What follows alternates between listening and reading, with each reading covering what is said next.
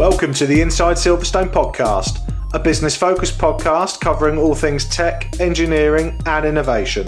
Hosted by me, Chris Broome, a huge tech, motorsport and gaming fan, and also the owner of Longhurst, a firm of lifestyle financial planners and independent financial advisors located in Silverstone, Northamptonshire. This is a series of unscripted and unpolished conversations with leading business owners, thought leaders and high-tech talent where we discuss their experiences within the Silverstone business and motorsport region.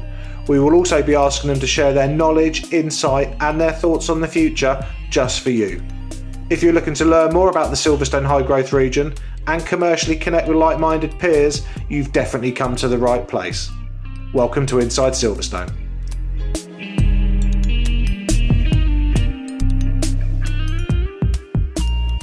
Good afternoon and welcome to the next episode of Inside Silverstone. My name is Chris Broome and I am your host. Today I am delighted to welcome to the show Paul North, who is founder of Illuminis Insight Software.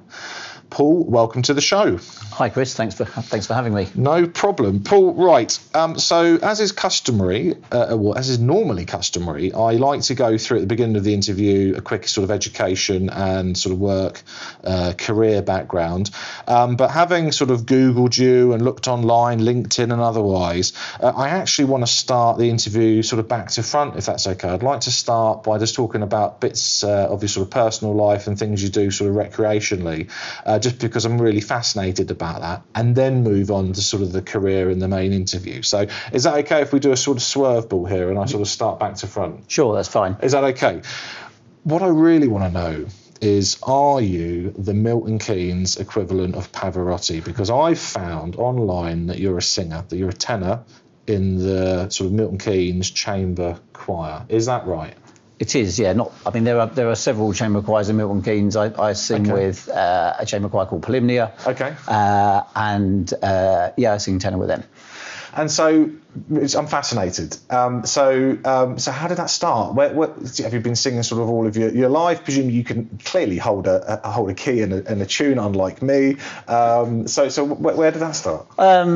Started at school, singing in the school choir and so on. When I was 14, I was Oliver in the school musical production. I love that, right? That was quite a big thing. But then left school, went to work in science, and just left that all behind me completely. Okay. Right. And when my daughter was 11, she got to sing in her school choir with a local choral society when I was living in Bedford. Okay. And I thought, I like the look of that. I fancy having a go at that. Yeah. And did join the choral society. Found that my voice was still there and was pretty good. Great. I really enjoyed it. Started having a few singing lessons. 8 years ago, married the lovely Moira. Moved to Milton Keynes. Moved choral society, and then was bizarrely headhunted into Polymnia. Headhunted? So they came out looking, so like scouts and football teams, they came out looking for a tenor? Well, Polymnia, at that point, a good half of the singers in Polymnia were also singing in the Danesborough chorus, where I was then singing. Okay. And the secretary used to sit not very far in front of me and could obviously hear me. Right. And tenors are really, really thin on the ground. So in the kingdom of the blind, as it were, or whatever the analogy would be in sound, they came and invited me to join. And so what do they educate me on the sort of different ranges? So you've got tenor, you've got bass. What are they all? And so where do you sort of sit there? Yeah. And why is it such a sort of unique or sort of sought after position? Yeah, I don't know. I think, in terms of the sort of positions, if you like, standard 4-part choir is soprano, alto on the ladies, tenor and bass on the men. The majority of men have a more bass voice, a lower voice. Right. I've always had quite a high-pitched voice. That's just how I'm made. Sure. And so that's it, really. But I think, typically, our choir is a good example. At the moment, we've got 6 basses and 3 tenors. Okay. And that's a fairly typical kind of split. Pavarotti was a tenor? He was a tenor. Yeah. Pavarotti used to sell his sweat by the company. Have you got to that stage yet with fans? No, I think not. No. Okay, fine. But what I'm thinking, and this is, and we'll have to talk to the rest of the STC, but we've got to put an STC choir together. We've got the likes of Sally, Pim, Roz, and cut in myself. I mean, surely that there must be a charity thing that we could potentially do, even if it's for children in need or something like that. Where that'd be fun. Where we could get Pim to dress up as Pudsey and. Yeah, there is a likeness. And potential likeness. But seriously, maybe we should consider doing that. That's something that we could maybe chat about. And you're also a sailor, so and a sailing instructor, which is pretty cool because I was considering doing my RYA over in Willen in Milton Keynes. So again, something I may talk to you about. So talk to me about sort of sailing and competing, because by all accounts you compete. Yeah, so similar thing. Did some sailing at school, didn't do it for years, and. When Maura and I married 8 years ago, the house we live in is right on the lakeside in Caldicott. Oh, lovely. In Milton Keynes. In Milton Keynes. Right. Looked out the window and it was like, yeah, I could do with doing that again. Yeah. Bought a boat, started sort of getting back into it, really enjoyed it. Bought a racing boat, which seemed like a good idea at the time. Right. And started going racing around the country. Thoroughly enjoyed it. Thoroughly terrible racer, really. I'm very much a social sailor. Really enjoy it for the fun and the excitement of it. Yeah. Had a brilliant few days in August this year, where our big national championships were down at the Olympic sailing venue in Weymouth. Lovely. So we were quite a small fleet in amongst about 250 other boats for the three days we were there. Nice. Really good, great fun. And good bit of exercise, presumably. Lots of good exercise and lots of brain clearing. In that, once you set out on the water it's called an RS Vario, the boat I sail. Once you set out on the water in one of those, if you lose your concentration for a minute, you're swimming. You can't focus on anything else but keeping the boat upright and going in a straight line. So no work nonsense, not thinking about anything other than literally keeping dry. No. Good. Right. Thank you. That's fascinating, and I definitely think we need to come back on the STC choir idea. But right, let's go back to the beginning of what we typically do the interview. So, education-wise, basically scientist in all aspects. So, a Bachelor of Science, Applied Science, which you then sort of taken forward into your career, where over the past sort of couple of decades, respectfully, you've worked as an analytical chemist and project manager, systems manager. You're also the owner of a consultancy business called Bright Consulting, which then has sort of neatly led on to you becoming the managing director and founder of Illuminis, Inside Software Limited, which is alongside my business, Longhurst, sort of a member of the Silverstone Technology Cluster, which is clearly where we've met and how we've met. And you're also, in line with your singing, you are also a board member of the Milton Keynes City Orchestra. That's right. When did you join the board of that? About 5 years ago. Okay, great. Fine. In relation to Illuminis, so for those that haven't heard of you guys yet, or have heard of you but just want to know clearly a little bit more, what do you guys do? And sort of what's your involvement with the sort of STC and the businesses, and how you're sort of helping folk on site? Okay, so Illuminis is a business which is based around a single product, which is a business intelligence BI tool, but aimed at small businesses, SMEs, which is pretty unusual. We keep looking for competitors in our marketplace. At the moment, we can't really find anything that's like us. The challenge is that BI tools have for all time so far have been the preserve of very large businesses. What's a business intelligence tool? So, in simple terms, what it's to do with is that you'll have in your business various systems that on a day-to-day basis create loads and loads of data. Mm-hmm. In SMEs, you're typically talking about the ERP system, the accounting package, the thing that, when you raise sales orders or stick stuff in and out of warehouses in those kind of businesses, manages all of that stuff for you. Mm. And you'll have heard of things like Sage, perhaps, mm-hmm. or MS Navision as mm-hmm. products that are used for dealing with all that stuff. Yep. They're generally really terrible at reporting. Right. They're really terrible at reporting. They're really terrible at sharing the information around. So what a BI tool does is take that information and give it out to people in an easily digestible form. Right. So that's kind of what we do. So in very simple terms, and the product was born from when I was an IT consultant working for a growing distribution company who were using Sage as their accounting package. Mm. Every month, the MD would spend between 2 and 3 days getting extracts of data from the Sage database, putting it into Excel, massaging it, fiddling around with it, ringing me up for some advice on how to do stuff in Excel, and eventually ending up with some spreadsheets that he could email out to each of his sales reps that told them how their customers were doing and to some extent what they'd been buying and whether they were going to make their bonus or not. Right. We replaced that, or I then replaced that with a system that automatically every day did that entire system and then handed it out to them in a website where they could interrogate the data as well. So instead of just getting, here's your numbers, they could put filters on and choose different date ranges, different customers, different types of products, and get to that data for themselves quickly and easily. Okay. Stuck it in for him in 2 weeks or so. It pretty much transformed the business. And so back in 2012, I had about 3 or 4 bespoke versions of that into a product that we now call Octelas. Okay. And so what we've done is we've built a really highly customizable reporting engine that we can link to pretty much any data system and provide some really quick and easy to use reporting. That's our kind of thing that we really feel is really matters to us, is how easy it is to use. So that's where we are. And so how if I, as a business owner, I'm an SME. So how do I purchase this? Is this a sort of just a one-off purchase, or is it a subscription and sort of ongoing support, etc.? Okay. How can you help me? Yeah. So I said our business is built around that as a tool. Probably worth if I just give you a quick analogy of why we're kind of different to the BI tool things as well. Yeah. Part of the challenge, and my wife Maura's come up with this analogy, which I think is really helpful. And Maura is So's business partner. She's business partner. Yep. She's the other sort of behalf of the business. Sure. BI tools historically are like the most amazing box of Lego bricks. Okay. It's like having the box of every shape and every colour and every wheel and every window and whatever that you've got. And if you're not 7 years old but a master builder, you can build Legoland out of it.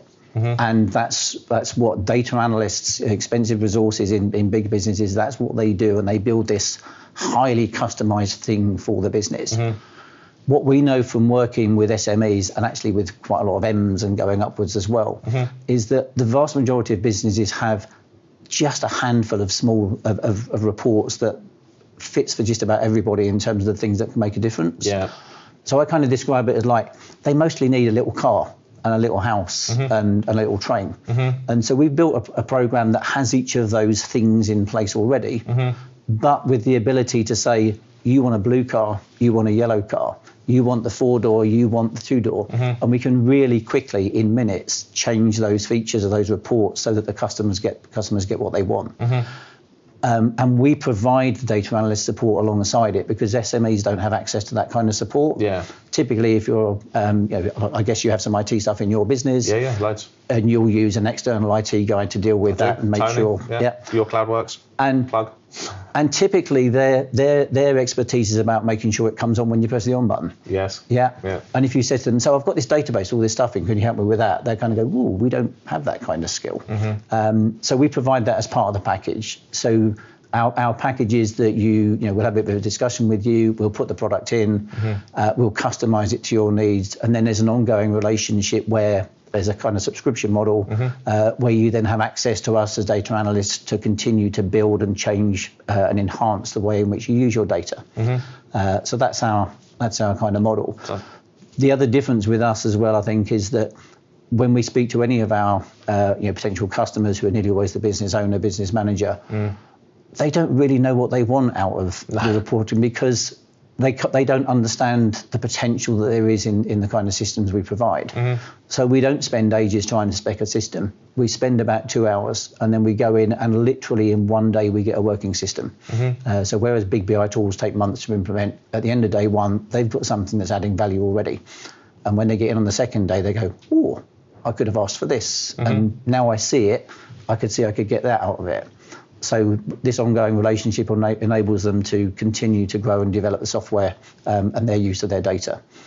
And then they can, if they need to, can buy some extra time in the future to come back and say, can you have a look at this bit of our data and see what else we might do to make a big difference? Especially as the business grows and evolves and adapts itself and pivots, their need for data will evolve and increase, most likely. Exactly that. And so I saw on the website a phrase which I didn't understand, something called data democracy. So what's data democracy mean?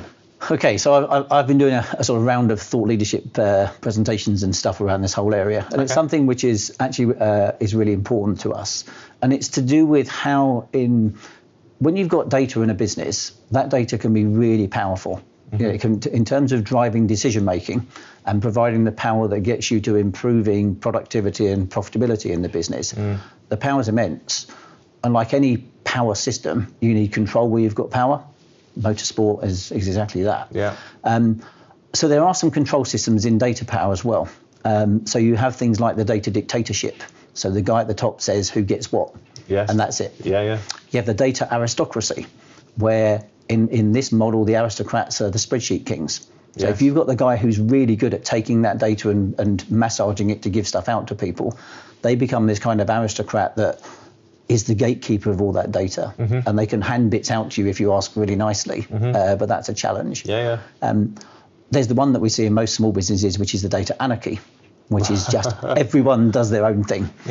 If you're someone working in the business, you want some data, you'll go and get it however you can get it, in whatever way you can get it. Data anarchy, I love that. It's cool, isn't it? That's a great name. And of course, what happens with that is that everybody does do their own thing, and they do it slightly differently. So then you sit them around a table, and they all get their spreadsheets out, and they've all got a slightly different answer.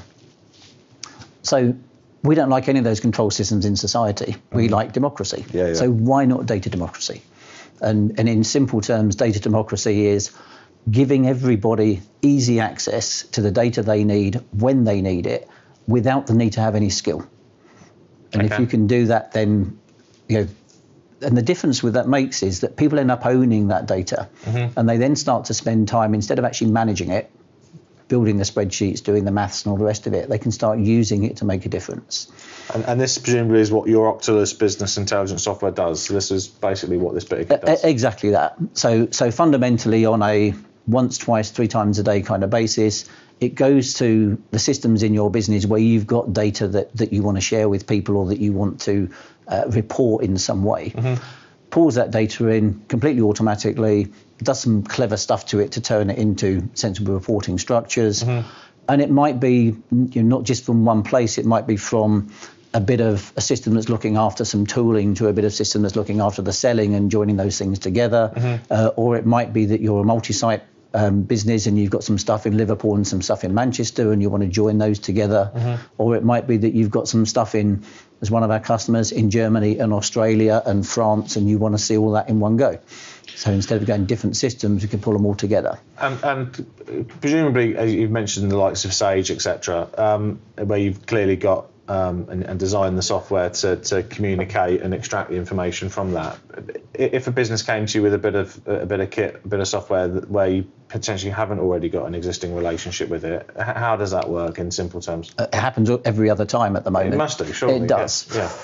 Just before I forget the point, just going back to what we were talking about before, what we then do, just finish this data democracy thing, is that having collected all of that data, just like in any democracy, it's not always a good idea to give everybody everything all the time. It's really important with data as well. So there's some data which is a bit sensitive that you don't want to give to some people. So our product includes the ability to only give certain people certain bits of data. Sometimes that's for security, sometimes that's because why would you give them everything when they really only need that one report to make a big difference? So make it easy for them. Now I've forgotten your other question, sorry. No, that's okay. My question was regarding a business comes to you with a bit of kit, with a bit of software that you might not have worked with yet. And it's, we're now working with 25 different systems. It's just, and almost every time we go to a new customer, there's another thing we've not dealt with before. We've worked with, obviously the major things like the various Sages, Microsoft Navision, things called Iris Exchequer. We have handfuls of those in different places. And then we'll go to a new business where they are a really niche business and they've got some really niche piece of software that looks after it. My favourite is we have a guy up north who runs a series of 5 bakeries. So his processing system is called BAPS. Love it. Which stands for Bakery and Processing System. Completely different, but fundamentally a set of transactional data. So we have the data analytical skills to go look at that data, look behind it, look at what reporting he is doing for himself, and then pull that together. We've built Octelas to be just hugely customizable in both as for the data collection as well as the presentation. So we then build a new little bit on the side of that enables us to collect the data from whatever that new system is, and there we go. And do you have any clients in my world in financial services, financial planning? Not in financial planning. We've got one guy who's an accountancy partner, and he looks after his accountancy software, but not as yet. No. Okay, that's something for us to maybe think about and discuss, because I have a number of bit of kits that I use and bolt into. From accountancy packages clearly through to financial planning software, and certainly a CRM system database that has clearly a lot of information on it. Sure. And numbers that we'd like to be able to sort of extract. So anyway, I'm waffling, but there's something for me to think about there. From our point of view, it's generally fairly simple. The key question to ask is: so are you spending any amount of time taking information that's in some place and putting it into an Excel spreadsheet so you can work out some trends or some numbers and stuff? Because if you're spending effort doing that, we can stop you spending the effort and just give you a button to press and get the end result. That's it. Okay. I think we need to have a chat there, Paul. Good. Which is great. And so thanks. That's invaluable information on the business, and certainly from a sort of unique position, how you guys are sort of leading from the front, which is great. And you said previously that there aren't many other, if any, other bits of kit out there, software that's doing this. Not that you can find. No, I mean there are. There's obviously lots of big pieces of kit, but they are very expensive. There are quite a few. Define expensive. So that we're talking millions for that type of. So one of our customers have an American parent who have been putting in a thing called ClickView, and the last bill I saw was in hundreds of thousands of dollars. I know that we had a customer where the sales director came from another business that had been using IBM Cognos, and they'd spent 75 grand on it. And the day after he started using our product, he said, well, this is just so much better than Cognos. So we're kind of thrilled with that kind of feedback. So they're lots of money. Well, you've got good feedback on your website as well, because I saw a fantastic testimony video from the chaps at Marshall. So presumably they were a customer from a few years ago. We've had Marshall amps for about 4 years now. So Marshall amps in Milton Keynes. In Bletchley, still in the factory that Jim Marshall put in the late 60s. Sponsor MK Dons. Absolutely. Big part of the community. So it's a wonderful testimony video. So absolutely. Talk to me about your relationship with Cranfield University, because from what I understand, you have been through or are going through the sort of growth through green business program with them. Is that right? Yeah. So this was something actually through the STC membership. Okay. So we joined the STC back at the very beginning of the year. Particularly really with the whole collaboration thing. We were looking to get to meet and join in with lots of other businesses in the tech sector and in the area particularly.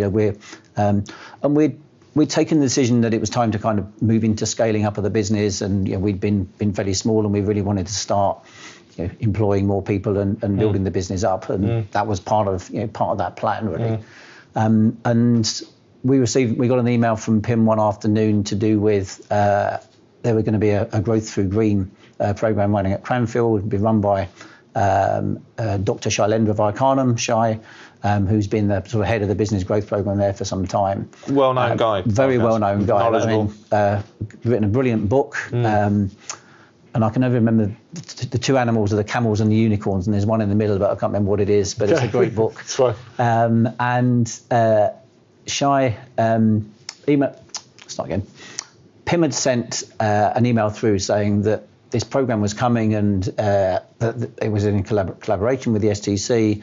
There was some funding available as well, so the European Growth Fund would fund half of it. So there was a grant available, which was good. Yeah. And to try and help get that off the ground and to push things along. There was an offer of Shai was going to come to the STC Innovation Centre for the day, and you could book an hour on a no obligation, just going to have a chat with him about your business and get some feedback from him and so on. And bluntly, we thought, we'll probably not do the programme because it's probably a bit early and we're not really sure we quite know what we're doing with that yet. But why wouldn't we go and get an hour of a top business guru's time? So Maura and I came along. actually I think sat in the room we're sat in now. And after about 3 minutes, kind of looked at each other with a knowing look as like, where do we sign up for the programme? Great success. Because he's a world leader, this guy. He really is, and fantastically knowledgeable and a great speaker. So we signed up for that. When was this? So this was in the spring. I think the programme ran April to July. Okay. And there were 6 businesses on the programme. Yeah. Really good value with the 50% grant that we got back through as well, which just involved a ridiculous amount of form filling. But apart from that, saved you a few shillings. Saved us a few shillings. Yeah. And it was. Fundamentally, there was kind of startup meeting where we all got to meet the other people. There was an afternoon of presentations and talking about the stuff. Then there were an online platform where we got weekly things and homework to do, looking and with stuff to actually some education and then worksheets and templates and things to look at your business and start to see how would that work in the scale up of your own business. A couple of other sort of get-together sessions, which was useful for interacting with the other people within, other members of the cluster and so on, and getting to listen to what they're doing in their business, and they give you feedback from talking about what you were doing. So that kind of peer help was really beneficial. And accountability. Yeah, and it finished with a presentation Ross came along and a couple of the other colleagues of Shies from the business school, and it really transformed our thinking for where we're going with the business. So from where to where? So where were you thinking pre-April? Well, we were kind of thinking that we could push this business through to employing maybe another 2 or 3 people and turning it into a good, strong lifestyle business, shall we say. And we've kind of upped that by 10 now. Great. And we now have a business, a plan that it's bullish and it's going to take a lot of hard work, but in 4 to 5 years' time, we could be a business employing 16 people. Great. And possibly turning over £4 or £5 million. Great.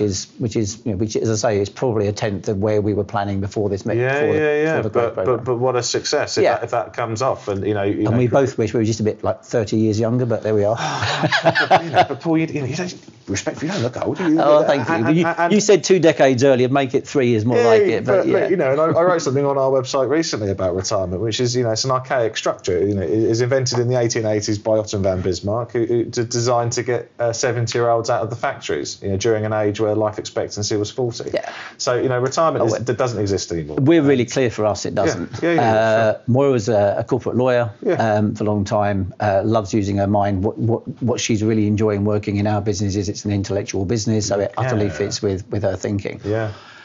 If you enjoy what you're doing, and it also happens to pay the bills too, why would you stop doing it? And certainly once you've secured financial independence and you've got the option to actually know that you can step back at whatever age that lands, then ultimately you're not just going to stop, are you? You've got to keep the old cognitive wheels spinning, otherwise you get ill and you get bored, and that's actually when things like depression kick in, scientifically proven. So why wouldn't you keep active? Absolutely. And my plan personally with the business is the last thing I want to be doing is running and managing this business, because I'm rubbish at that kind of stuff. I want to go playing with the code in the customer's data. So as soon as we turn over enough to employ someone we're going to bring in and run the business, that's what we'll do. And I'll keep doing the fun stuff. Keep doing your passionate thing that you love, coding and building and creating. Exactly. And problem solving. Yeah. Awesome. I don't know what else to ask, Paul. I think I've asked lots of questions about your sort of singing, sailing, work, business. Obviously, home life, so live in Milton Keynes. Always lived in and around sort of the area? In the area. Bedfordshire, Buckinghamshire, Northamptonshire. Grew up in Bedfordshire. Yeah. Moved there when I was a year old. Mum still lives in the same house I grew up in. My sister was born in. So, and I've never been more than 20 miles from there. Leighton Buzzard, Dunstable, Bedford. Yeah. Now Milton Keynes. Yeah. I mean, I grew up as Milton Keynes was being built. Yeah. So it quickly became the place to go to for anything when I was, certainly when I was in my teens, it was just beginning. The Point was built while I was in my teens. As the first country's first multiplex cinema. Going with the Point now. That was going to be turned into a super club, and then it's just become what it's become. Worn out. Yeah, it has. Yeah. It's a shame because it was a focal point. we travelled 20 miles to go to the pictures when the alternative was going to Luton and standing in a queue outside for the one film that was on that night. You know, it was such a different thing. Yeah. So it's always been local. And the business wise, so you obviously joined the STC. So for those, that's the Silverstone Technology Cluster, and that's on Silverstone Park in Silverstone. So you joined the STC in sort of January. Yeah. And clearly finding great success so far. Yeah, I mean, look, the STC's been great for us. I mean, obviously the business growth program, the growth through green thing made a very big difference. Huge. We also were fortunate to get the opportunity through it, and where you and I met, to go and be one of the presenters at the Advanced Engineering Show. Yeah. So entirely because of our membership of this organisation, I got to stand up for all of 12 minutes. Just after the power went down, unfortunately, but yes, I remember that. So I shouted it once and spoke it another one later in the afternoon. Yeah. But that one outing for us, that sort of 1 12-minute thing, led to 5 sales leads for us. 2 of whom are within associate cluster members. Yeah. And yesterday I was in the premises of one of the other cluster members talking about what we can be doing with their data and helping them out. So it's been great for us. It works, right? It does. It's simple stuff. You know, get a group of people together, male and female, who are passionate about what they do, passionate about helping people, passionate about building collaborative relationships. Put ego to one side, talk, and actually it's amazing what can happen. So I love that engineering show, not because, or specifically because everything was there that I understood, because a lot of it's just respectfully over my head. Fantastic toys there, weren't there? Some phenomenal stuff. But actually I got to spend, the good part of an afternoon and also an evening with, 30 other cluster members, some of whom I hadn't met yet, like your good self, as well as others that I knew, and just building those relationships and actually friendships that are coming from it. Also managed to bag myself a couple of extra interviews for the podcast, which was helpful. And and so presumably, if you could sort of summarise in one sentence, I don't know if you could sort of get it in a nutshell in one sentence, for businesses who aren't part of Silverstone Park or Silverstone Technology Cluster yet, why they should consider either looking to partnering up with firms here from a commercial aspect, or even consider moving here, or at least opening a business here. Why should they, based on your experiences? Well, I can't talk to the moving here bit, because we're still based in Milton Keynes. Sure. The nature of our business is likely to be that we'll develop into a group of consultants spread around the country. Yeah. And the necessity for us to have a proper headquarters is pretty minimal. Mm-hmm. So we're unlikely to do that. Mm-hmm. But in terms of joining the cluster organisation, from our point of view, the opportunity to collaborate and talk to all the other members who are all in that fantastic kind of engineering, manufacturing kind of area. We saw each other again at the recent ACES event. At which the turnout was brilliant. 40 plus people. Yeah. And the breadth of different people there, and quite often when you go to those events, when the kind of speeches are over and the afterwards networking bit happens, everyone disappears very quickly. And I was around for about 45 minutes afterwards, and there was no sign of anyone going home. That was where it was all happening. So I think that ability to really get to engage on a pretty intimate level with lots of the other businesses. And to get to really find out about those businesses and see what they can do for you and you can do for them. Just really powerful. Agree. Great. Absolutely. Thank you. 32 minutes we've done so far, Paul. So what I'm going to say is let's start winding it down. So we've got 3 last questions. Okay. So the first question is what I always ask, which is about embarrassing mistakes, because as I say, we all make embarrassing mistakes, professionally or personally. I think it's good to admit them, good to get it out there, to show to everybody, look, you can make mistakes, it's okay, just laugh it off, take it on the chin and move forward. So is there anything in your locker, whether it be sort of professionally or personally, recreationally as an example, that you'd be prepared to share with our wonderful listeners? Well, I was going to use the turning up at St Pancras Station without my passport to go to a Brussels visit, but Sally P beat me to that story already, so I'm going to ignore that one.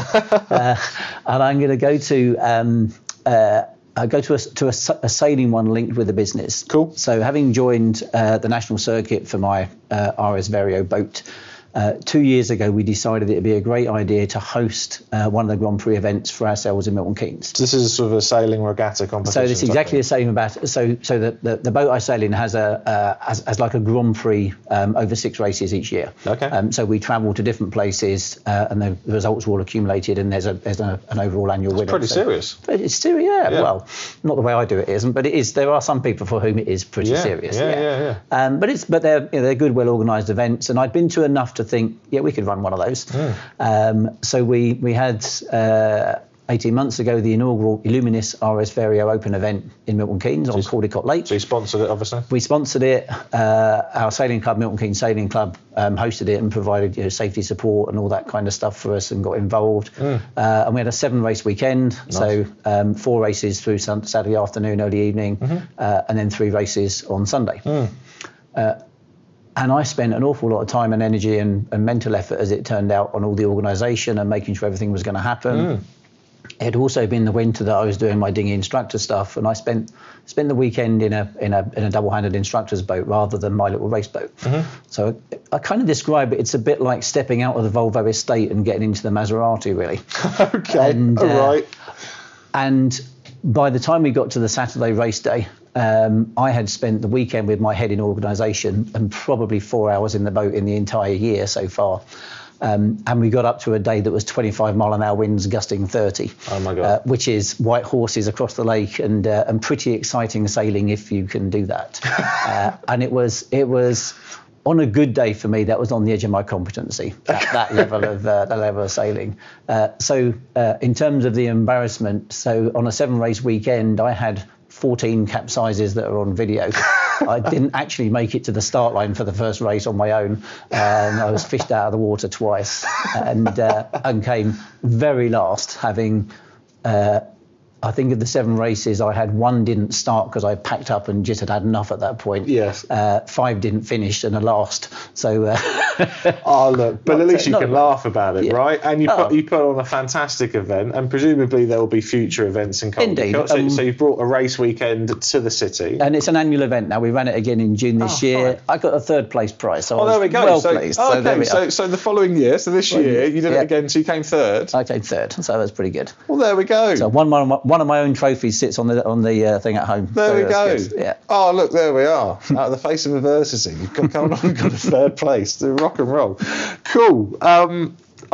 Is there anything I haven't asked you? Before I get on to the last question, we sort of close the interview. Is there anything that you'd like to talk about, product-wise or business-wise that I haven't sort of mentioned?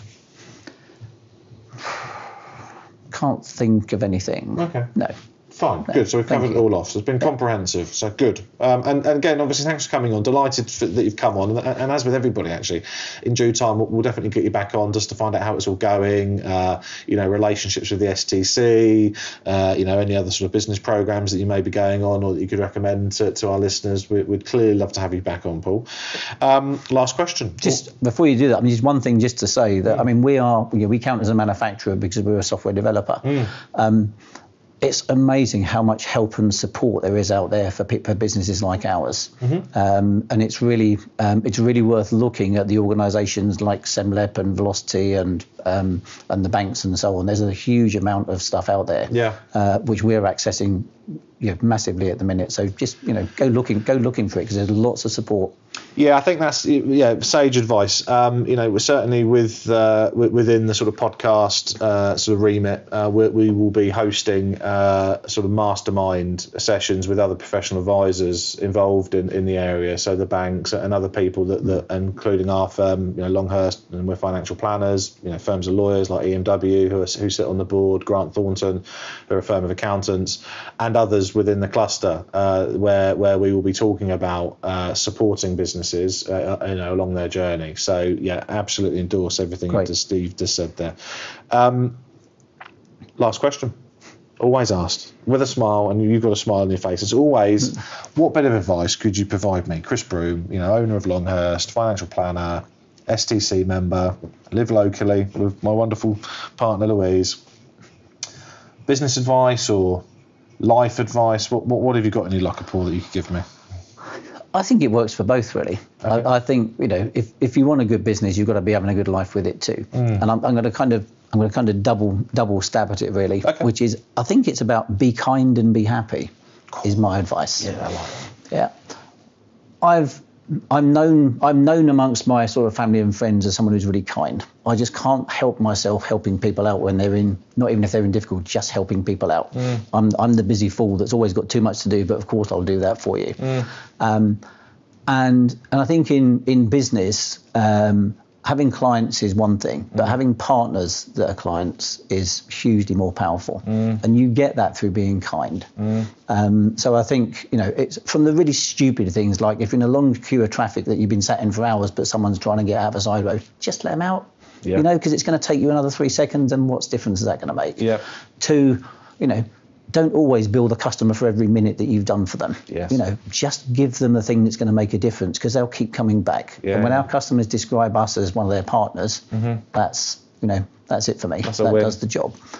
And I think linked with that too, I'm a great believer that happiness is a choice. I don't think you are made happy. I think you can choose to be happy with what you've got. And my goodness, you know, when you look at 99.9% of the other people in the world, we're really exceptionally fortunate. Oh my God, you're right. You know, so I think, you know, we have those odd moments where things get you down a bit and all the rest of it. But do you know what? You could also look around and say, God, this is fantastic, isn't it?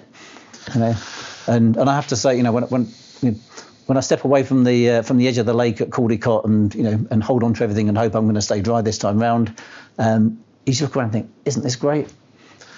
Yeah, gratitude's immense, and something that Sally and I were talking about on her podcast, and something I certainly reflect on as a business owner and just as a human. I'm incredibly grateful for the life that I lead, and also the experiences that I've had, including all the negative experiences that I've had corporately, commercially, as well as privately, because you learn from it and you appreciate actually how lucky we are to be breathing and to have been born, and to have had, we were the lucky one, absolutely, and then to have had the fortunate life that we've had, perhaps with our upbringings or otherwise, and now sat here in the Innovation Centre doing a podcast, which, you know, some people will listen to, some won't, doesn't matter, but actually there'll be some good feedback, and we're very, very lucky. And the piece on partners, you're right, you know, so the way that we look at it within Longhurst is, you know, clients become friends, friends become clients. You know, the families that I've worked with, some of which I've worked with for 15 years, have become mates and friends. We attend weddings and, you know,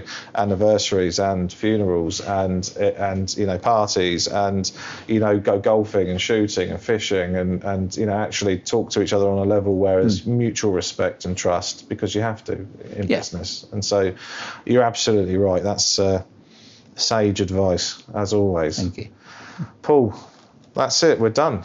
Great. Thank you for having me. No, absolute pleasure. Thank you for coming on. You're part of season 1, which is fantastic, which will be wrapping up in the next couple of episodes. So thank you so much for coming on the show. This has been recorded in November, so I hope you have a fantastic sort of and successful end of year and a prosperous Christmas. And you're coming to the Christmas drinks I'm putting on. I am. Yeah, good. So I've moved that to the 20th now. So that's 20th of December. So come to that. There'll be a few of us there. Thank you, Paul. I'll see you soon. Thanks very much, Chris. Cheers. The Inside Silverstone podcast is produced by the team at Longhurst for the benefit of those with a passion for all things tech, engineering and innovation. For more information, please visit longhurst.co.uk/Inside Silverstone, whilst also remembering to give us a 5 out of 5 star rating on iTunes. Please note that neither Chris Broome or Longhurst work for Silverstone Park, Silverstone Circuit or Silverstone Technology Cluster.